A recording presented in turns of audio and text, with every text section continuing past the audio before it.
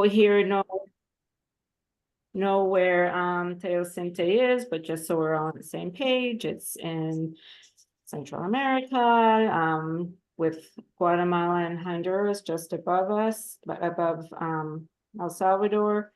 Teosinte is in Chalatenango, Department of El Salvador, kind of up closer to the border of Honduras. And again, I probably don't need to say too much about the history of El Salvador. I'm sure most people here know. But and I'm not an expert, so if I say anything that's incorrect, please correct me. I'm not pretending to be an expert. This is meant to be very brief, but there was a minority of elite people controlling most of the money, the media, the government, and there was the majority of the more impoverished people that were providing most of the labor, and through who decided to speak up for their rights. And as a result, a civil war broke out. Mostly they were asking for, fair elections and better living conditions and some modest land reforms. And then as a result, the region saw intense conflict between government forces and guerrilla groups, like Farabundo Martin National Liberation Front, FMLN. In 1978,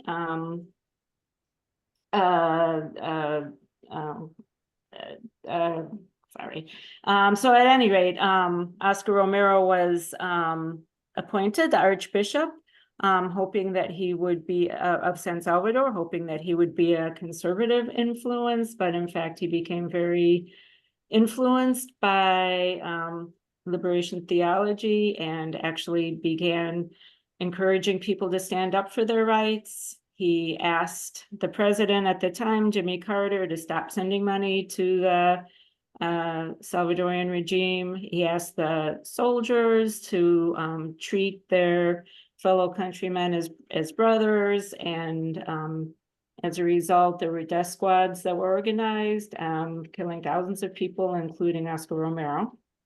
The ruling parties stole the elections, and Chalatenango in particular, where Teosinte is, was significantly affected. That went from 1980 to 1992. 75,000 people were killed. Many more were disappeared. Children are forced into the army, and 1 out of 5 people were homeless. The U.S., for its part, was sending $6 billion to arm and train the Salvadoran military. It really, as is true of so many Latin American countries, it was sort of a proxy war against communism in the Soviet Union. So as a result of all of this, it was displacement. People left. Some people went to other places, safer places in El Salvador. But the current residents of Teosinte settled and met in the refugee camp in Honduras. And so while they were there, they got to know each other. They sort of formed a proxy community. Talking to them when we were there, they did say things like, oh, we felt like we were in jail, that the refugee camp was surrounded by soldiers, we weren't allowed to leave. But they formed a community. There were teachers and medical people, and they elected a directiva, and they made the decision to go back to Teosinte. So on August 3rd, 1988, they arrived in Teosinte. There were no houses to speak of. There was a school without a roof on it. It was rainy season, so they had to sleep in tents. And it was very hard because of the rainy season to start rebuilding. There were soldiers that would come and just make sure they weren't causing trouble. So they had a lot of interaction with the soldiers. Mind you, the Civil War was still going on, so it was a very dangerous time. But they made their best and tried to form this community. they started to receive international support when the Truth Commission came out that 90% of the wartime atrocities were committed by the US-backed military and its affiliated death squads. So as a result, there was this growing community of people that wanted to support them. So they're just trying to resettle in the middle of a civil war. And it was in that context that Arlington and Sister City became one of the first 20 US communities to partner with the Salvadorian village. And, since then have provided mostly accompaniment. It's really about being there with people and, trying to figure out what their needs are and trying to find out what ways that they can help. Over the years, there's been cultural exchanges, fundraising, scholarships, but those are the kind of things that the sister cities were set up to do. So in 2008, Elizabeth Dray and Beth Solsberg and Kim Holtz had sort of acknowledged that there was sort of a loss of communication with the people in Teosinte, and they wanted to revive that. So very bravely, they kind of went with not a lot of pre-planning, and were welcomed, and they tried to reestablish the connection that had been there. And while they were there, they listened, saw how young democracy can develop, and mostly just listened to their stories and got to know the community. It was still very rustic. Most of the kitchens were wood burning stoves, not running water. It was very rustic. Lots of tortilla making. But a lot of the time was spent doing, community work. There were all these committees, and so a lot of time was spent just talking and trying to figure out what the needs were. And so as part of their delegation, they really kind of sat there in meetings and tried to understand and just really appreciate what a very young, struggling, but democracy looks like.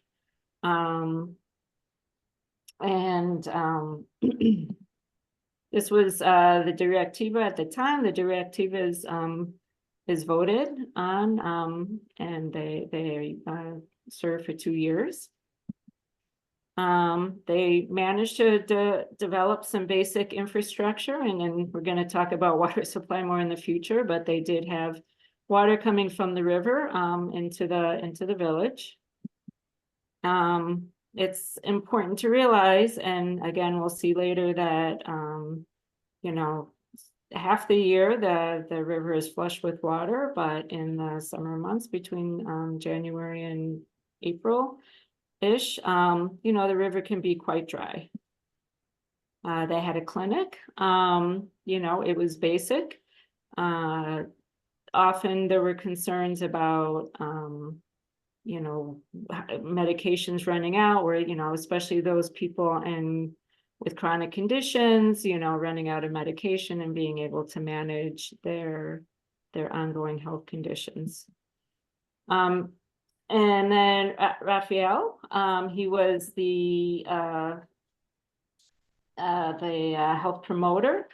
So his story was that soldiers burned down his house and killed his parents in front of him. And as a result, he and his brothers fled to the mountains, and they became soldiers at ages 12 to 18. And so that's where he's coming from. So when he came back to Teosinte, he became a health promoter. He was very organized. He had that very detailed map. He knew where everybody was. He knew everybody's vaccination status, who was pregnant, who needed prenatal care, who needed some of those more chronic medications. And so, he was a main part of the healthcare system there. There was also the school. And so Judith Armenia and Marlene were the teachers. They actually started out being teachers in the refugee camp when they were teenagers, and they continued their work once they got to Teosinte. Just some pictures of the students back in 2008. In 2013, Elizabeth and Beth, along with their families, went back to Teosinte to reconnect and strengthen the relationships that they had. And then in 2015, Stephanie went with her family and spent 2 months there, and I'll give her some time to speak. Hi, everyone. I'm Stephanie Kuntz, and I first also wanted to add that we are lucky enough to have Erica Contreras on the line, and if she's comfortable doing so at some point, she can comment. She is the current president of the Directiva of the Town Council in Teosinte, and she's was able to join us tonight.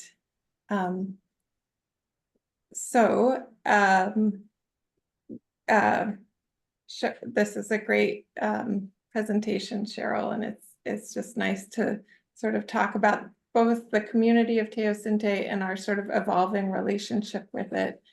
And when I started hearing about Teosinte, it was in 2015. The work that you're hearing about that started from 2008 and from particularly Beth and Elizabeth's involvement was that they helped organize a curriculum within our Arlington public schools so that all the kids in public school in Arlington would learn about Teosinte and our sister city relationship with them.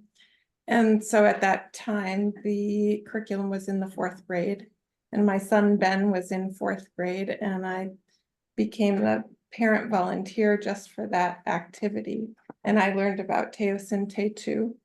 And it dovetailed with our family's plans to take a family sabbatical and leave the country for some months that my husband Charlie and I had been planning for some years. And we realized that we could actually go to Teosinte and bring our family.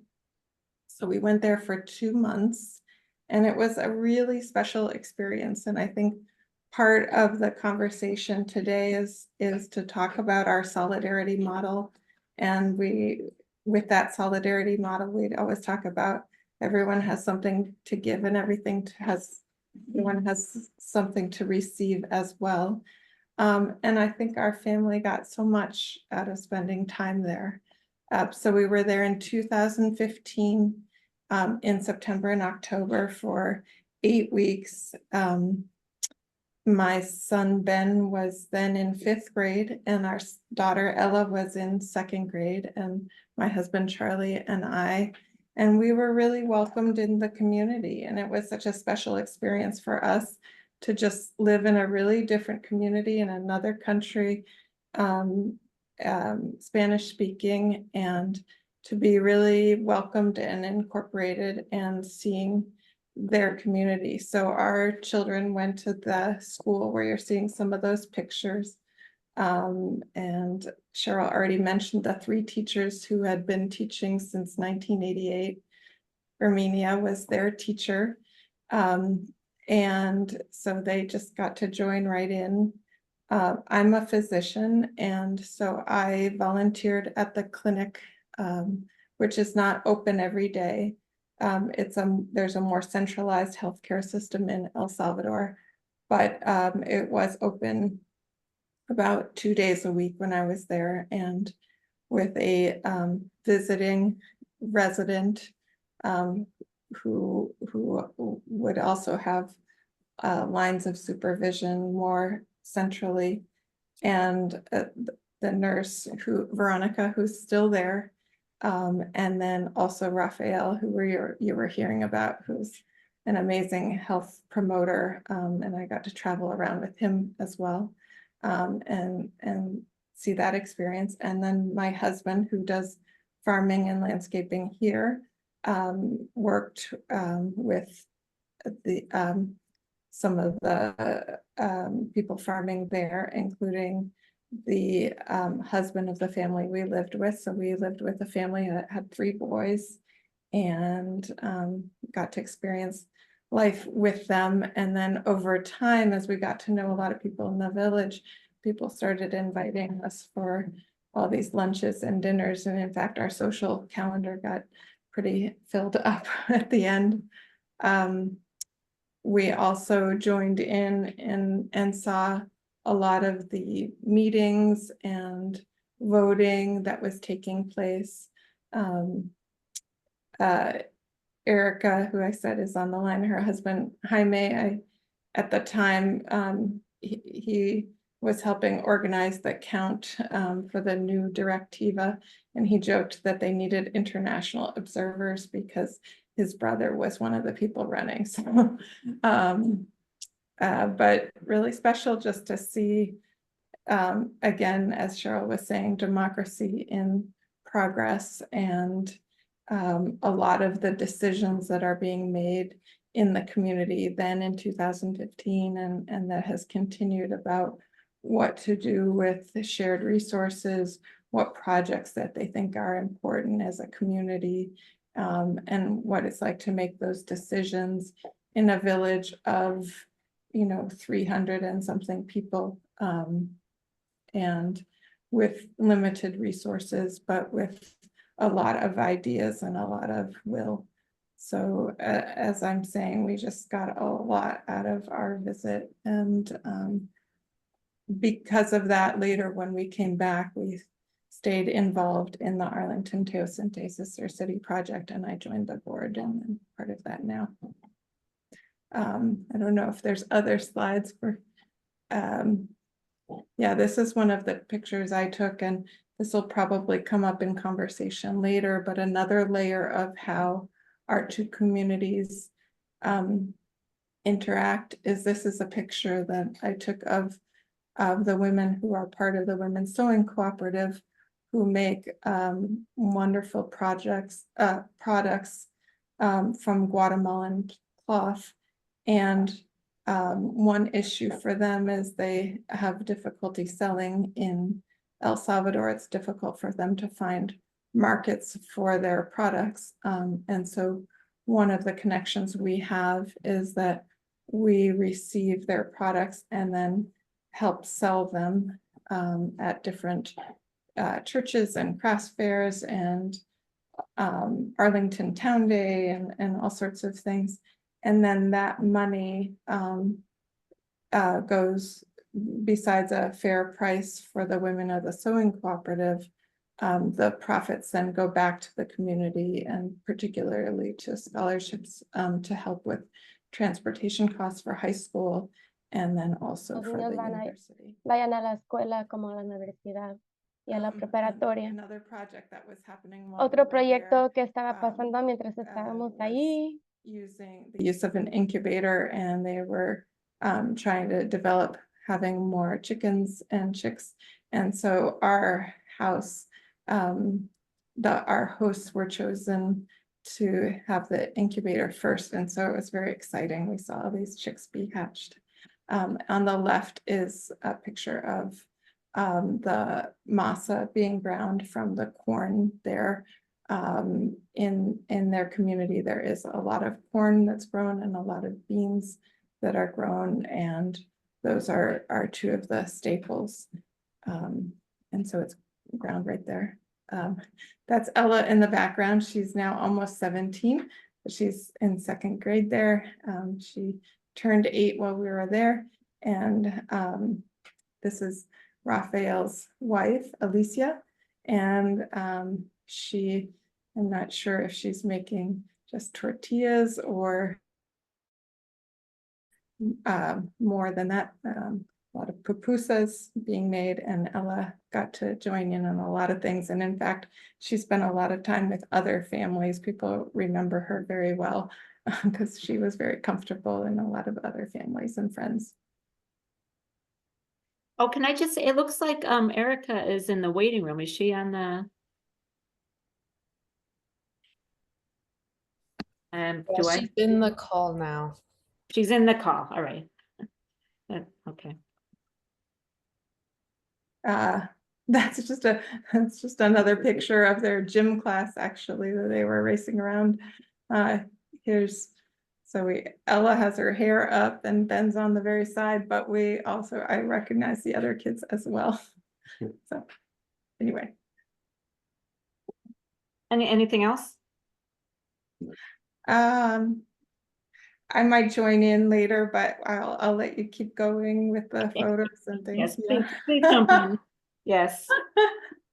Okay, so in April of 2024, we Stephanie, Elizabeth, and myself, me for the first time, went to Teosinte, and as always, from my understanding, there is a warm welcome. We were serenaded. That's Fidel, one of the directiva. And, you know, just all the way walking down the street, there were people carrying signs and welcoming us. The kids holding signs. So it was a great, you know, way to start the trip. This is the current directiva, Erica, we were talking about. I didn't actually get to meet her in Teosinte because she had to go to San Salvador because she was about due and had her baby soon after we left, but I did meet her in San Salvador.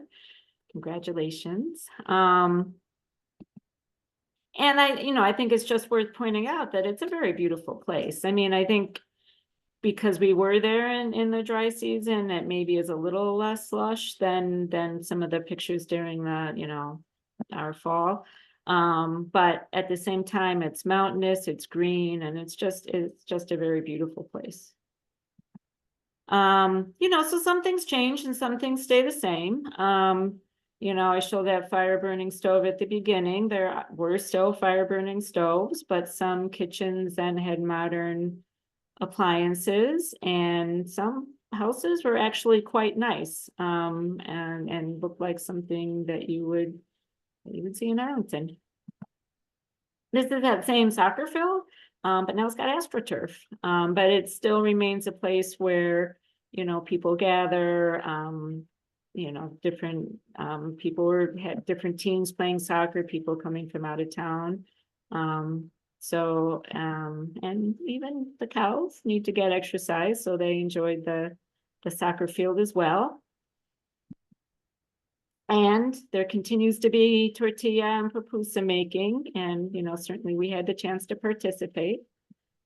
So the incubator, from what I understand, is didn't survive because it was one incubator for a bunch of communities, and just the transport made it not survive the years. But agriculture is still a very big part of their community, and so there were cows and chickens and milpas where they grew the corn, and as Stephanie said, just all other vegetable products. So agriculture is still a big part of it. I just found this fascinating, the loofah that grows on trees. She was just demonstrating, how do you pick it, and the stuff we pay lots of money for in the house stores. Mangoes were abundant. So there was just a lot of amazing fruits and vegetables and, interesting food. Corn was still a big part. So this is almost, it's a different place, but almost the identical picture of, someone grinding the corn to make the masa, to make the tortillas and the pupusas. If you're lucky, if I recall, they got a shipment of flour every so often, and they tried to make the best of it when the flour came in. And if you were lucky to be there on the right day, you got a nice treat of fresh made bread. This is a clinic, the one that Stephanie was talking about. Raphael is still the health promoter, and Veronica is still the nurse. Veronica. And some other concerns are not so different. It's still open 2 days a week with with a doctor coming, for those 2 days. So it does make access a little harder because it's not open 5 days a week, and there are still concerns of, medicine, again, those same people with high blood pressure and diabetes, running out of medication for their chronic problems. There's still the concern of if they need something beyond what the clinic can offer, just, the transportation to getting somebody to a town, to a referral. And I'm not sure, and I'm a physician also, an OBGYN like Stephanie, so I'm regretting now when I was preparing this that I did not ask more questions. My understanding was they could do pelvic exams and definitely had family planning available, but I think it was fairly limited. And then the other thing I found just really interesting, and I don't know anything about the health, what healthcare is like in a hospital in San Salvador. But Mary Elena was a midwife, and she was a midwife back in the refugee camp, and still was when they first came to Teosinte, and delivered some of the adults that are living there now. But there actually is, to my understanding, and again, I don't claim to really be an expert at this at all. I wish I had asked more questions, but to my understanding that women had to give birth in a hospital, whether it was San Salvador or other hospitals closer. And again, I don't know what that's like. And I'm throwing this out there as just my thoughts. Some of the other work I do both in Massachusetts and Guatemala recognize the lack of trust of, communities of color in Massachusetts and the indigenous in Guatemala. And so in both of those organizations, there's really this trend to make either home births or births in a birth center safer, so that for the appropriate women, they can give birth at home. And it seemed like it was sort of the opposite. And again, if anybody has insights on that, it's just something I'm thinking about, but I don't really have anything to add to that. And then this is a sewing cooperative. So same women, a little bit older, but still kind of doing the same thing. They had their own machines that are now also getting older, but they maintain them, and they take a lot of pride in how they've kept them running for so many years. They're pedal operated, no electricity, and they're continuing to make the products that we buy and sell here locally. And so some of the things that sort of came up was, how are we going to keep this sustainable? There was talk about buying a new machine, but who's going to pay for it? How is the community as a whole going to benefit from it? How do you encourage younger people to want to be part of this cooperative? As the younger people are having more opportunities, being part of a sewing cooperative maybe isn't as ¿Cómo es exciting as que le it damos appears, inspiración a la or at juventud? least in the eyes of a 18-year-old. But anyway, that was a concern that, how are we going to keep it sustainable? And we did talk about at one of the Directiva meetings that, how important this was, both so that we can buy their products and support them, but also it's a big part of the fundraising we do, here in Arlington. And then we sort of came across this honey cooperative that at least I wasn't aware of. I don't think we were aware of prior. And, it was sort of a well-organized, organization where they were making all this honey. I'm not sure what the market is, because that is the problem. There are things to grow and things to make, but who really is your market that's going to buy it? But in this case, interestingly, there was a a youth group that was very interested in maintaining this and learning the skill, learning the profession, and keeping this honey cooperative going. So I found that very interesting and heartening. And these are those same three teachers that have been teaching since they were teenagers, Armenia, Marlene, and Judith. And, you know, so they, I have a list of the students that they had there. So they had a total of 41 students, which is, you know, a little bit less than they've had in the past, but still, but, you know, there's three teachers, there's three classes. So that means the classes are people in, you know, multiple grades. So like Judith's class had 16 people in it. 3 of them were second, 3 of them were third, 3 of them were fourth, and 7 of them were fifth. So, you know, you can imagine it's very hard to keep a class interested with such a large age range, but that's what they've been doing since forever. And they seem, you know, the youth I talked to seemed enthusiastic and energetic and interested in learning. We had a nice celebration, or, you know, with singing and dancing and game playing. So we got to meet the students. And then let's just go back to this for a second. So, you know, and then some of the things that come up. So, you know, we, along with the San Sebastian Parish, have been providing scholarships. And, you know, one of the things that came up was that the price of transportation has gone up. And so, you know, how do you know, give more for the scholarship so they can continue not only to have the tuition paid for, but they need transportation and supplies. And also when they go to the university and they're in, you know, another town, and most commonly San Salvador, where are they going to stay?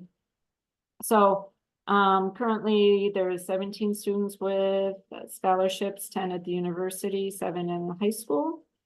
And so this house, it's right next door to Putlis, was built and opened in 23. And it's a place where the students who are going to a university in San Salvador can stay, where it's safe and it's comfortable. So Paul and Sharon Kendall, who went to El Salvador as part of a delegation, wanted to sponsor some scholarships, and you know, understood that the students needed a place to live. And also they wanted to leave something ongoing. So they had this house built. It has capacity for 17 students. It has comfortable rooms, it has a kitchen, it has a computer area, so people have a place where they can study. It has a laundry, 2 living rooms. It's included in the price of the scholarships. But they do have to commit to maintaining the place, taking care of the house, as well as providing some community service once they're professionals. There's currently 1 student from Teosinte that's living there, and she's an architecture student.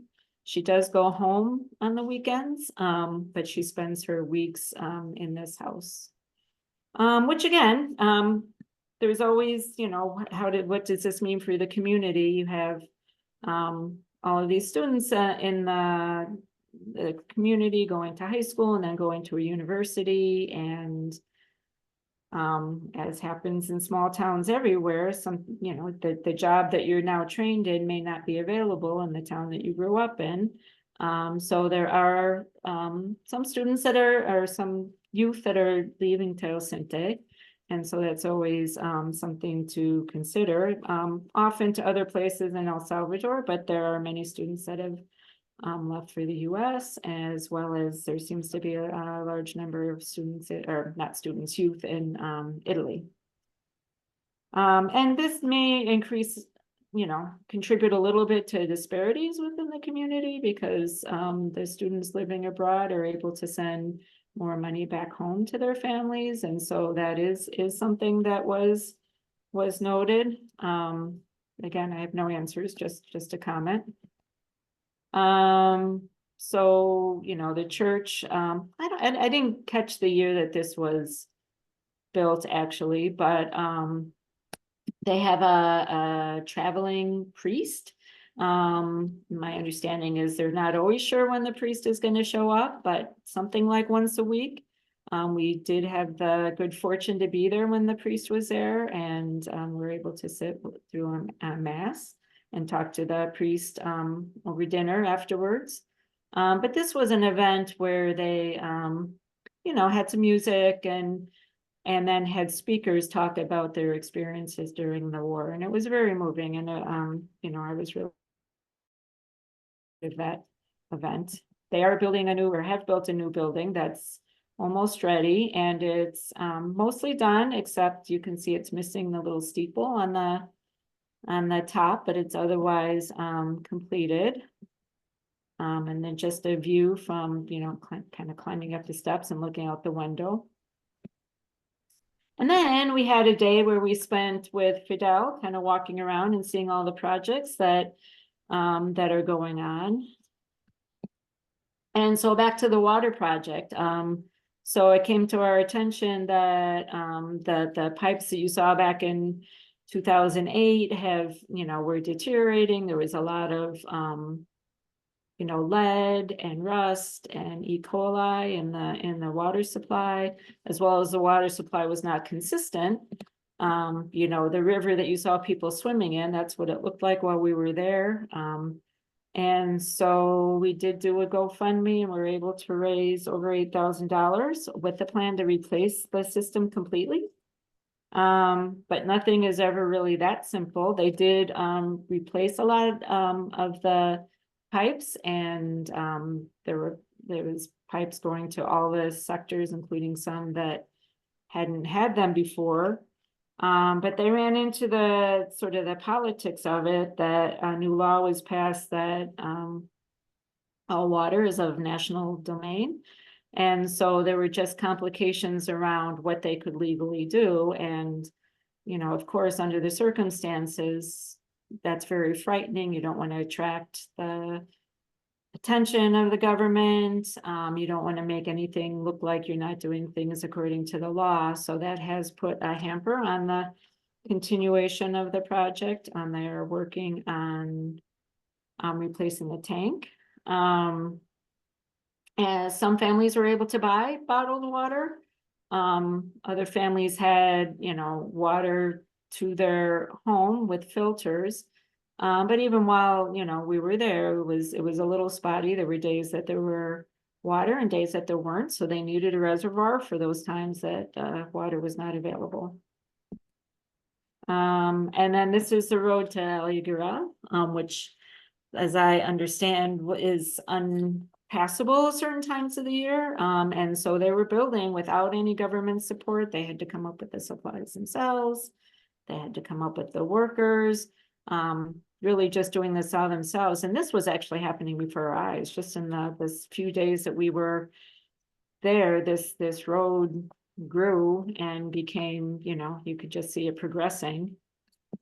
This was another road that just because of its incline was sometimes impassable. So they put those little ridges in the cement, and just all the work that they just do themselves.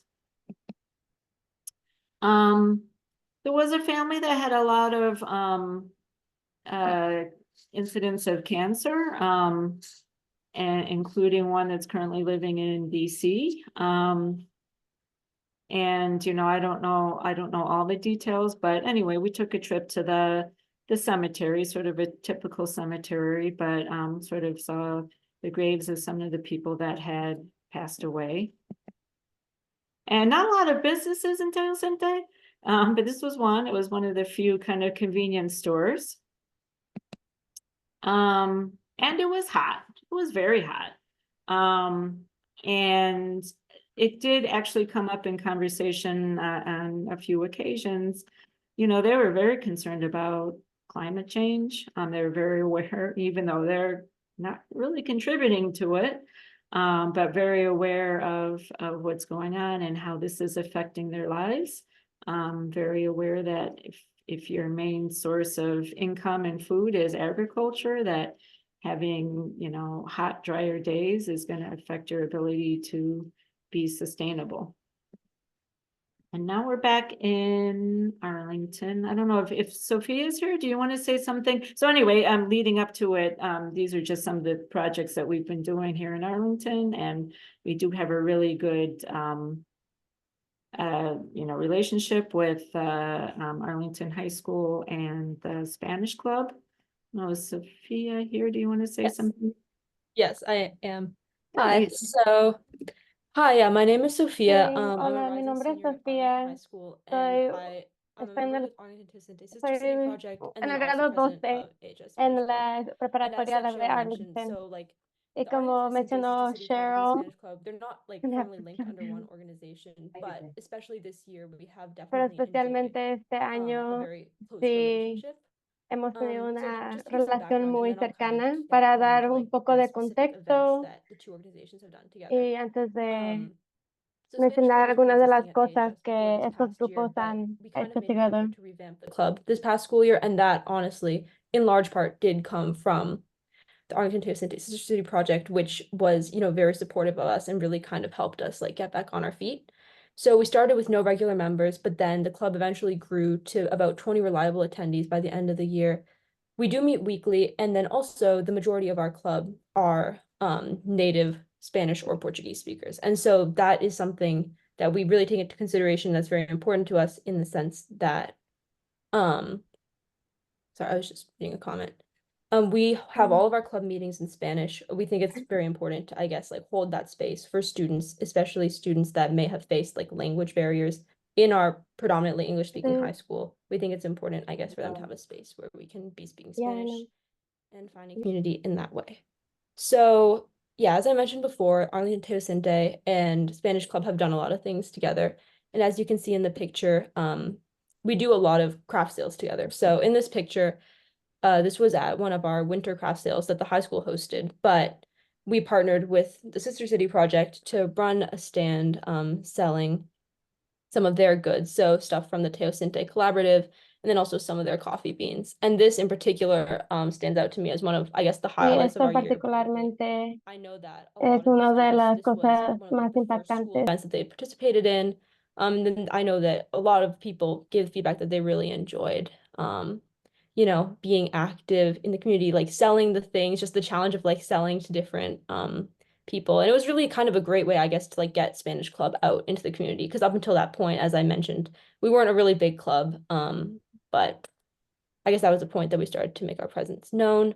We also did do some work making posters for the cafe that we have at our school. One of our Spanish teachers, Heather Barber, she purchased some coffee beans from Arlington-Teosinte, and they started to sell those coffee made with those beans in our cafe. So one day we made informational posters to kind of just talk about, you know, where the beans are from and talk a little bit about Teosinte. And so that was great as well. And the other thing I was going to mention, Cheryl, but let me know if you want me to hold off, was about the Teen Solito event. So do you want me to talk about that, or were you going to talk about that later? No, go ahead. So I just, that was a picture before. I don't know, Oh, you okay. pupusas, Yeah, I don't know. Oh yeah, I can talk about this too really quick. This was one of our first events. We made pupusas. And yeah, this one was really fun. Although, as I said, like towards the end of the year, our core group of club members ended up being mostly students that were Spanish speaking, especially in a lot of our first meetings, we had kids who were non-native Spanish speakers, not Spanish speakers at all, kids that were Portuguese speakers. And this was one of our first activities. It was like a really great way, I guess, to kind of start out the year. But so yeah, Arlington-Teosinte and AHS Spanish Club were both pretty involved in organizing the Arlington Reads Together, I guess, programming for this year. And so for context, each year our town library selects a book for a month-long like townwide book club with like different events, discussions, and then like other supplemental things that are organized to basically support readers' experiences and to like foster community dialogue. And so this year, we really the Spanish Club tried to take an active role in helping to plan the teen event. And what we ended up doing was selecting a few readings from Solito this book, a memoir about one young kid's journey from El Salvador to the United States. We selected some readings, we organized them for AHS students, and then we invited these students to come and have a discussion about I guess immigration and also the modern political climate in El Salvador, or like modern Salvadoran history.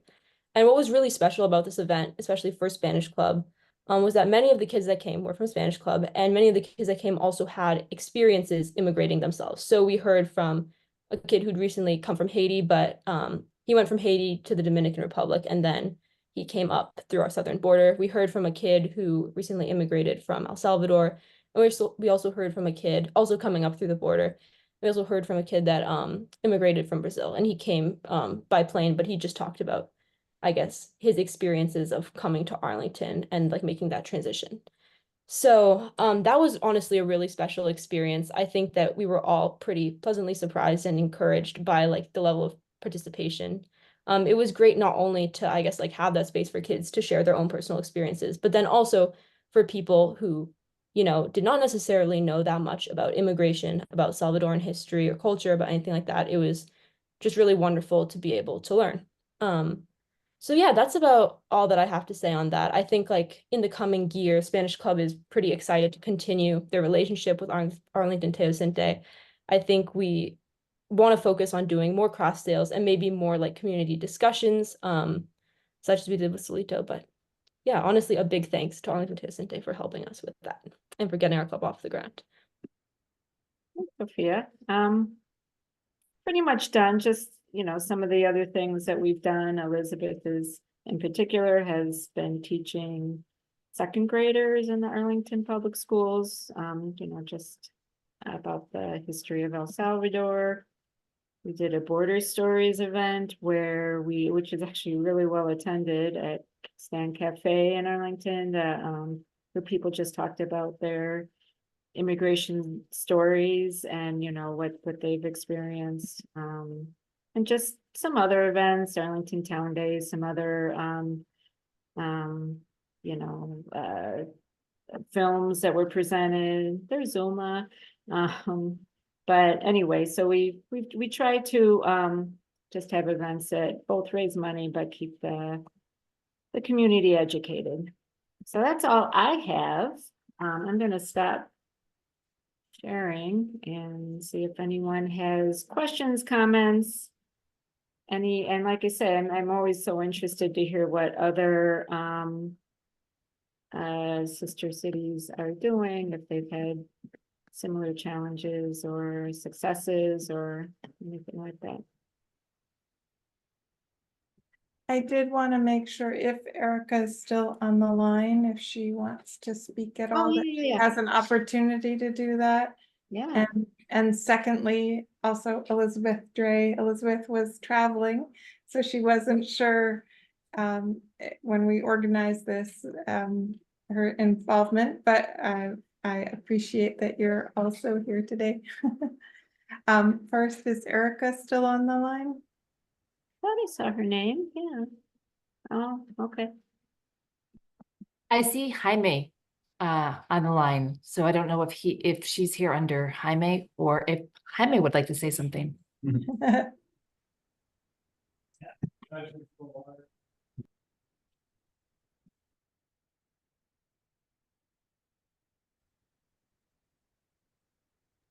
Hola, hola, escuché mi nombre. Hi, can you hear me? Ah, sí. Dijeron que no saben si quieres decir algo, Jaime.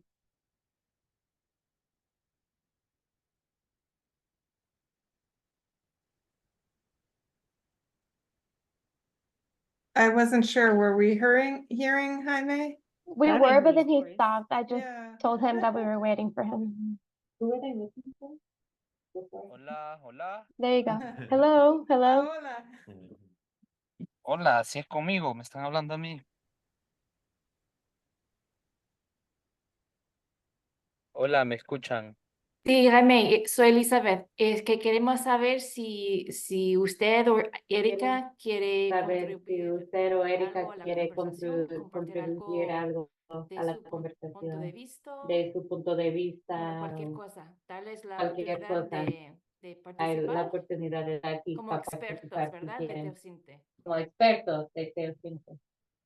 Ah, bueno, pues, Okay, well, pues qué, no sé qué decirles de Teosinte, la verdad es que es un well, lugar I don't maravilloso, know what to say about es Teosinte. The un truth is lugar, that it's a no sé beautiful si lo van a place. traducir o si lo voy diciendo nada más de una I don't vez. know if they're gonna translate or I should just say it. Sí, sí, vamos traduciendo mientras usted está hablando. Están Ok, traduciendo ahora sí. es un lugar maravilloso. It's a wonderful Teosinte, place, pues, como Teosinte. ya lo veíamos, bueno, ya lo decían ustedes ahí, Like es you un guys lugar have donde already been mucha sharing, gente it's a place especial, where lots of trabajadora, special people donde hay come. There's lots of desde hardworking maestros people. que se dedican a There's enseñar con mucha teachers pasión, that are dedicated to teach with hasta a lot of un passion, lugar metido allá en las montañas, con mucha all the way over dificultad, there and donde la comunidad deep in se the agrupa mountains, para hacer in obras, a para place where trabajar the en community gets conjunto, together para to work together pues, salir adelante. Es un to lugar continue donde living. hay mucho cariño, la There's a verdad, place la where gente there's a lot trabaja of muy unida, love. en donde The community hay works very muchos jóvenes unified. saliendo adelante y There's a yendo lot a of young estudiar, ahí sí, people con dificultad y coming, todo. moving forward, Es even through the un lugar donde difficulties. hay muchas personas que emprenden, It's a place que where buscan there's salir a lot of adelante por people medio de distintas formas, who donde fight to move es forward un in different lugar ways.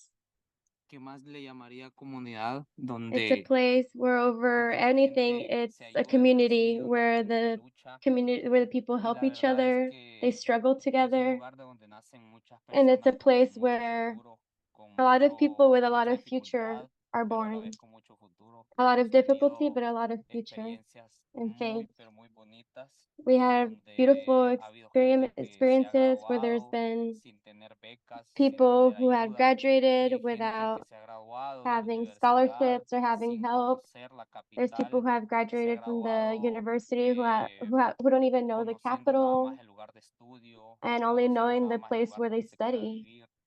and where they Y live. es un lugar de gente luchadora, And it's es a un lugar de place where gente there's a lot of fighters, que siempre va a sobresalir, siempre va a where buscar salir people always adelante. continue to Y fight to have pues a better future. es un lugar maravilloso en donde si I ustedes think it's a van a wonderful encontrar place that I un think that if you cantoncito go, perdido, pero con you mucha will gente you'll find a hidden dispuesta a gem abrir with su lots of corazón people y willing to open a their hearts recibir and a la gente receive con un abrazo. people with a hug. Gracias. Thank you, Jaime. Voy a encender mi cámara un ratito. Venía I'm conduciendo. going to turn on my No sé si me camera a voy a little ver. bit. No I was sé si me driving, voy a ver. No sé si me voy a so ver I porque don't estoy know en if el campo. you guys will see me, but Justamente I'm going venía to turn on saliendo my de camera. trabajar. I was Y just estoy coming out of junto de work. todos. Hi, everyone. Yo soy uno de los jóvenes I'm que one of salió the youth de Teosinte. that came out of Actualmente Teosinte. vivo en San Salvador, en la capital, I live right pero now in San igual Salvador, in the visito a mi cantón capital, todos los fines de but semana. Estoy allá I todos los visit my fines de semana en family mi every querida isla de weekend. Cita. I love Me going encanta to vivir allá visit. también. I love Tengo to dos live casas there. y pues I actualmente have vivo en San houses, Salvador, trabajo en San and right now Salvador, I work and live pero in mi San corazón Salvador, está but en my Teosinte. heart is in Teosinte.